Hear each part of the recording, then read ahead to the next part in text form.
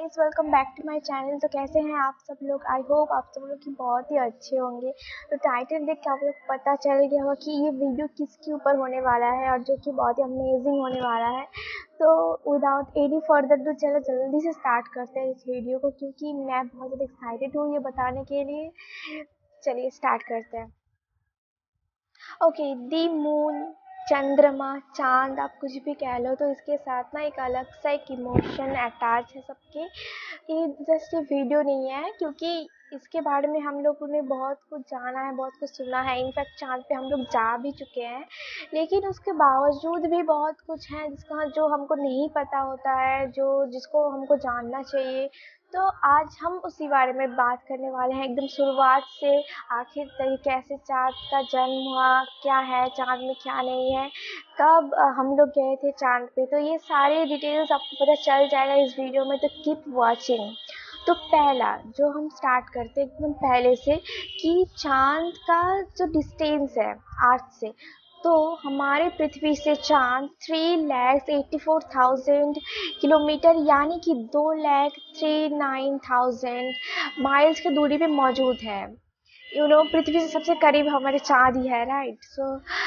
तो ये है डिस्टेंस। और चाँद का जो डायमीटर होता है वो होता है 2159 माइल्स। ओके, सो हमारा चाँद जो है वो अर्थ को 27 दिन में यानी कि 27 डेज में परिक्रमा करता है। तो और चाँद जो है वो है ना पृथ्वी का 1/4 भाग है, मतलब 1/4, ठीक है। तो बहुत ही छोटा है, तो अभी हमको पता है कि ये चाँद है, ये एक सैटेलाइट है, पृथ्वी का एक ही सैटेलाइट है। हमारे सोलर सिस्टम में जितने भी सारे सैटेलाइट्स हैं, नेचुरल सैटेलाइट्स, उनमें से चाँद फिफ्थ नंबर पे आता है, मतलब fifth largest satellite in our solar system. तो ये सारी बातें तो हमको पता है।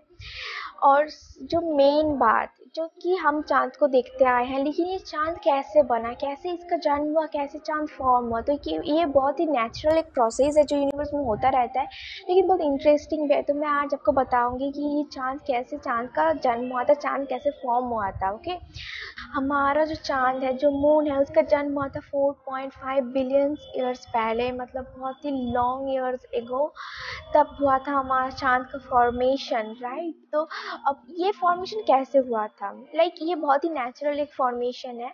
जैसे कि हमारा पृथ्वी पहले कैसा था, अलग सा था, जैसे कि लिविंग लाइक जो है अभी ऐसा नहीं था। ओके, तो पहले जब पृथ्वी जैसा दिखता था वैसे ही एक आग का गोला लावा जैसा था, आपको पता है कि हॉट था, गर्म था। फिर वहाँ पे पृथ्वी से ना एक प्रोटो प्लैनेट टकराई, मार्स का साइज का कोई प्रोटो प्लैनेट, अलग सा प्लैनेट एक यूनिवर्स का, वो टकराई। फिर टकराने के कारण जो संघर्ष हुआ, वहाँ से बहुत बड़ा विस्फोट हुआ था, तब जाके एक अलग सा चाँद के साइज का कुछ आग का कुछ गोला निकल के बाहर आया था, जो अभी पृथ्वी को राउंड कर रहा है। तो उसको हम बोलते हैं अभी चाँद, ठीक है। तो चाँद भी पहले ना ऐसे, जब अभी अभी अब जो देख रहे हो, मतलब रॉकी टाइप का डस्टी प्लैनेट, वो तब ऐसा नहीं था। तब पूरा आग का गोला था, पूरा वहाँ से पूरा भरा हुआ था, पूरा लावा का एक बॉल था। अभी धीरे धीरे ठंडा होने के कारण ऐसा दिख रहा है, ठीक है। पृथ्वी भी पहले जैसा था, अभी चाँद भी पहले वैसा ही था। अभी सब कुछ नॉर्मल हो गया, ठंडा हो गया, तो कि ऐसे नेचुरल खूबसूरत लग रहा है, पर पहले बहुत ज़्यादा गर्म और हॉट लावा से भरपूर था।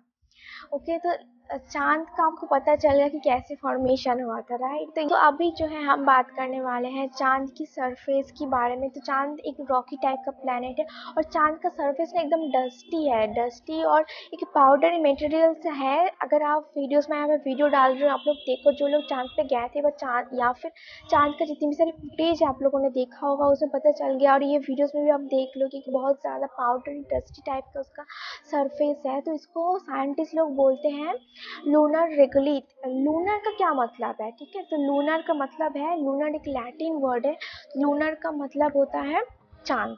यस, चाँद का एक और नाम है। सो लूनर रेगुलित बोलते हैं इसीलिए हम उसको, क्योंकि लूनर का मतलब चाँद है। जो ये जो रॉकी है सरफेस, तो ये रॉक्स कैसे बने हैं, जब वो मैग्मा और लावा बना था ना, लावा था चाँद, तो वो धीरे धीरे ड्राई होता गया, फिर सॉलिडिफिकेशन के मतलब सॉलिड होता गया। वही चीज़ ना सॉलिड होकर रॉक ही बन गया, जिसको हम बोलते हैं इग्नियस रॉक्स। ठीक है, तो इसलिए चांद इतना रॉकी और डस्टी हो गया। ये हो गया चांद का पूरा सरफेस का डिटेल्स। और सबसे इंटरेस्टिंग बात जो है कि चांद में कोई वायु नहीं होता है, कोई नहीं, जैसे कि हमारे पृथ्वी में होता है ना एक एटमॉस्फेयर हवा का, तो चांद में वो हवा या वायु या जो भी एटमॉस्फेयर बोले वो नहीं है, इसलिए आप वहाँ पे सांस नहीं ले सकते हैं। जो लोग चांद पे गए थे वो जो मतलब ड्रेस पहने थे उसकी वजह से सब कुछ मेंटेन था, वो अलग टॉपिक है, हम उसका अलग से बात करेंगे। लेकिन आप ये जान लो कि अगर कोई सिंगल ह्यूमन या फिर कोई भी इंसान, कोई भी लिविंग थिंग्स वहाँ पे जाए तो वो नहीं बचेगा, क्योंकि वहाँ पे बिल्कुल भी सांस नहीं आएगी। और ऊपर से ये एटमॉस्फेयर ना होने के कारण चाँद पे जो सारे क्रेटर्स दिखते हैं, जो सारे होल्स और डार्क एरियर्स दिखते हैं ना, वो सारे इस एटमॉस्फेयर के ना होने के कारण ही होते हैं। क्योंकि देखो हमारे एटमॉस्फेयर है, जितने भी सारे एस्टेरॉयड्स, मेटेरॉयड्स, कॉमेट्स आते हैं, वो सारे मतलब हमारे एटमॉस्फेयर पे जल जाते हैं, हमारे सरफेस तक, अर्थ की सरफेस तक बिल्कुल नहीं आता है। लेकिन चाँद पे ऐसा नहीं होता है। इसकी वजह से चाँद पे डायरेक्ट जो एस्टेरॉयड्स आते हैं, जो भी मेटेरॉयड्स, कॉमेट्स आते हैं ना, डायरेक्ट चाँद की सरफेस को टच करते, डायरेक्ट चाँद की सरफेस को टच करता है और बहुत ज़्यादा मतलब विस्फोट होता है, रिएक्शंस होते हैं, बहुत ज़्यादा स्पॉट बन जाते हैं। इसकी वजह से चाँद पे ज़्यादा होल है और इतनी ज़्यादा डार्क साइड है। तो इसकी वजह से हम चाँद की जो दाग बोलते हैं, इसको ही बोलते हैं, इसको क्रेटर्स है, इस क्रेटर्स को हम चाँद की दाग बोलते हैं, जो कि चाँद में भरपूर मात्रा में उपस्थित है। अगर अभी हम लोग बोलेंगे कि ना पूरा कुछ भी एटमॉस्फेयर नहीं है तो वो थोड़ा सा गलत हो जाएगा, क्योंकि चाँद में भी थोड़ा सा एक बहुत ही थिन लेयर का एटमॉस्फेयर मौजूद है, जिसको हम बोलते हैं एक्सोस्फीयर, पर इसमें आप सांस नहीं ले सकते। ऑब्वियसली ये बहुत ही थिन है, इसका होना ना होना एकदम बराबर है। लेकिन चाँद का जो सरफेस है, उसका जो टेम्परेचर है, उसका टेम्परेचर है मतलब 127 डिग्री सेल्सियस। ठीक है, और नाइट का भी है -127 डिग्री सेल्सियस या फिर -130 डिग्री सेल्सियस।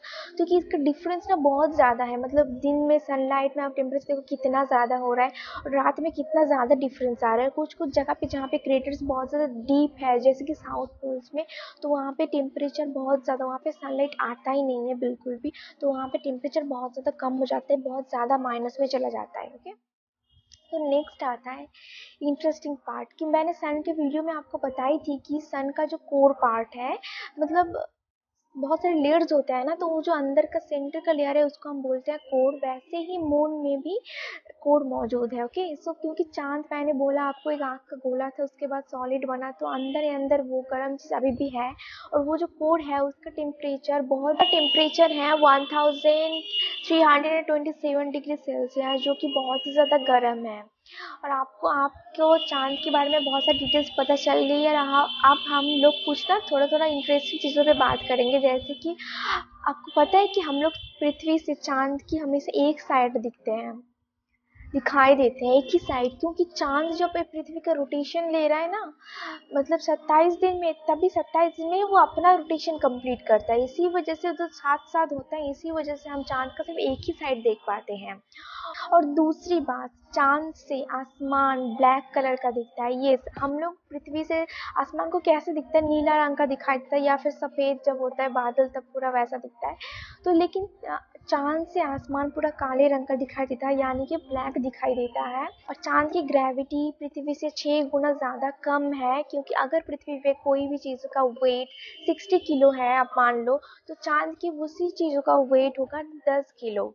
ठीक है, तो कितना उसका ग्रेविटेशन पावर बहुत ज़्यादा कम है। मैंने आपको अभी बताया कि चांद की ग्रेविटेशनल फोर्स बहुत ज़्यादा कम है, इसलिए जो भी एस्ट्रोनॉट्स हैं उन लोगों को चलने में दिक्कत होती है चांद पे जाके। ठीक है, तो आप आसानी से नहीं चल सकते हो। और एक और बात चांद के बारे में जो है कि मैंने आपको अभी बताया, जो क्रेटर्स होते हैं जिसको हम होल्स बोलते हैं, वो चांद के साउथ पोल में सबसे ज़्यादा है, और वो इतना ज़्यादा डीप है कि पूरा माउंट एवरेस्ट उसमें आ सकता है। तो हम लोग शॉक हो गए ना, मतलब इतना ज़्यादा होल, बट है, इतने ज़्यादा होल्स है, इतने ज़्यादा बड़े क्रेटर्स हैं उसमें मौजूद।